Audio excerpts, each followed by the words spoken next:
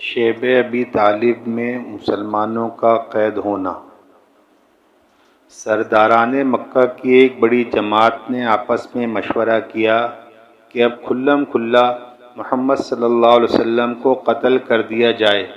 لیکن قتل کر دینا بھی آسان کام نہ تھا، اس لیے کہ بنو ہاشم بھی بڑے جتھے اور اونچے طبقے کے لوگ شمار ہوتے تھے۔ وہ اگرچہ اکثر مسلمان نہیں ہوئے تھے، لیکن جو مسلمان نہیں تھے وہ بھی حضور صلی اللہ علیہ وسلم کے قتل ہو جانے پر آمادہ نہیں تھے۔ اس لیے ان سب کفار نے مل کر ایک معاہدہ کیا کہ سارے بنو ہاشم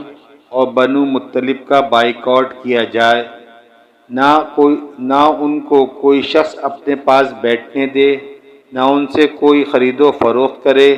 نہ بات چیت کرے، نہ ان کے گھر جائے، نہ ان کو اپنے گھر میں آنے دے، اور اس وقت تک صلح نہ کی جائے جب تک کہ وہ حضور صلی اللہ علیہ وسلم کو قتل کے لیے حوالے نہ کر دیں۔ یہ معاہدہ زبانی ہی گفتگو پر ختم نہیں ہوا، بلکہ یکم محرم سن 7 نبوی کو ایک معاہدہ تحریری لکھ کر بیت اللہ میں لٹکایا گیا تاکہ ہر شخص اس کا احترام کرے اور اس کو پورا کرنے کی کوشش کرے،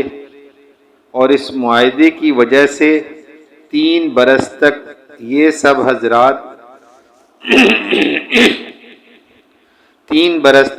سب حضرات 2 پہاڑوں کے درمیان ایک گھاٹی میں نظر بند رہے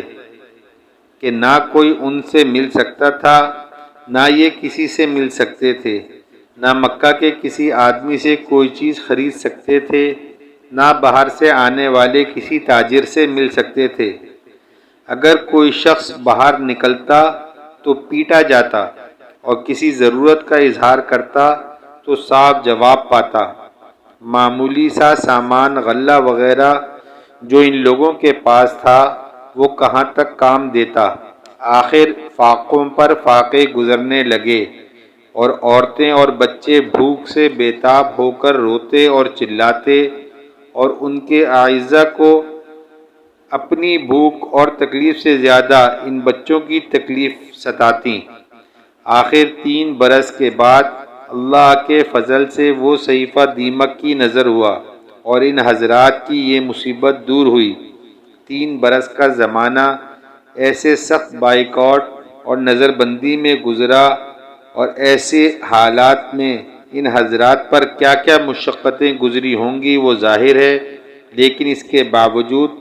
صحابہ کرام رضی اللہ عنہم اجمعین نہایت ثابت قدمی کے ساتھ اپنے دین پر جمے رہے، بلکہ اس کی اشاعت فرماتے رہے۔ یہ تکالیف اور مشقتیں ان لوگوں نے اٹھائی ہیں